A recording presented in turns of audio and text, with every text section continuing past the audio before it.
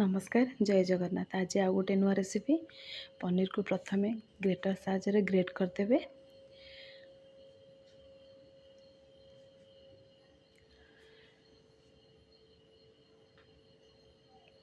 तापर पियाज धनिया पत्र कंचा लंका को छोट छोट कर काटिकी रखी ताकू पकईदेली पनीर रे।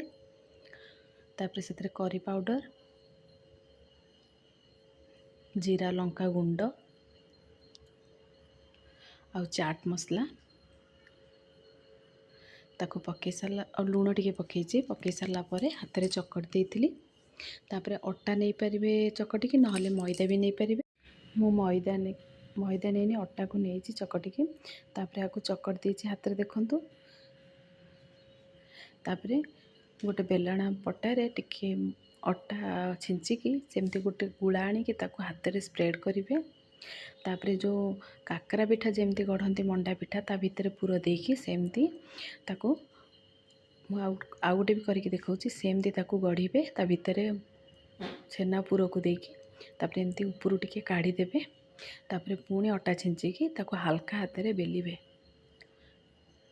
तावा एपटे गरम कर देथिबे। देखो मुझे पकईदेली तापर गोटे पट होगा आउ गोटे साइड को पकेबे। हो गलापर से बटर किंबा घी ना तेल लगे आप करें। एबे आमर रेडी हो गला पनीर पराठा। आशा करुँची भिडियोटी आपन भल लगी। जदि भल लगुच प्लीज लाइक करूँ।